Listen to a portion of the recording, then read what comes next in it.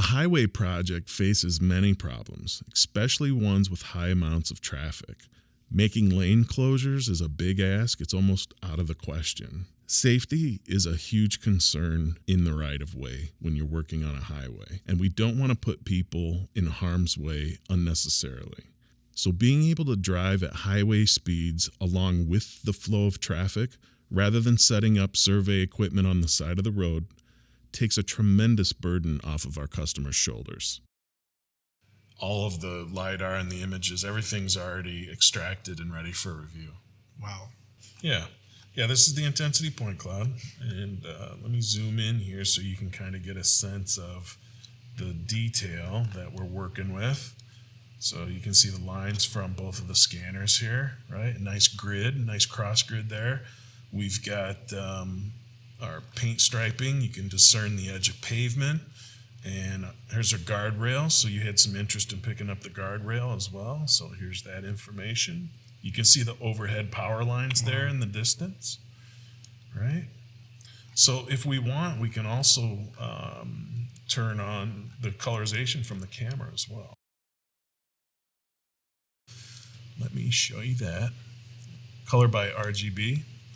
So here you get a nice colorization effect. So if you know, maybe to the untrained eye, this is an easier way to look at the data. Yeah.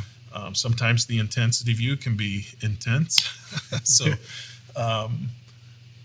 all of this colorization is coming from the tower cam. So let me show you, if I turn on our camera positions here.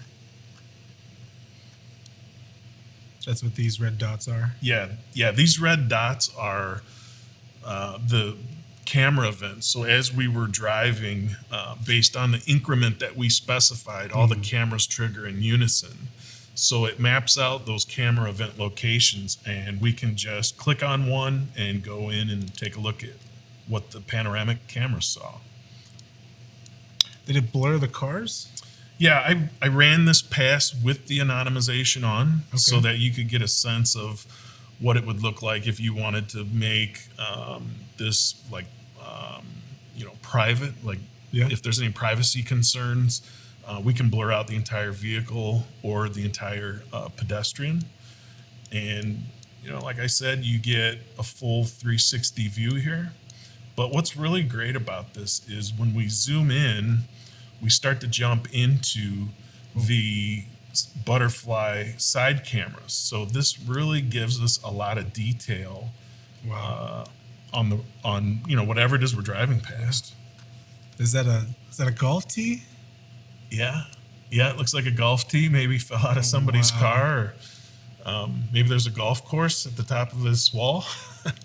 Jeez. So, I mean, the level of detail that you can see from this, it blows my mind. I mean, I can set up multiple shots with a scanner, but to do this at highway speeds from the safety of a car, that's wow. Yeah, it's remarkable. And even with the static scanner, I mean, you can scan a scene like this, but with static scanning, it's radial, right? So the further we get away from the scanner, the less dense the data is. Yeah. But with mobile, we are pulling that scanner through a corridor, and we have a consistent resolution of the data throughout. So in that regard, it's very different. And also the fact that we're doing it in air conditioning. So it's kind of nice.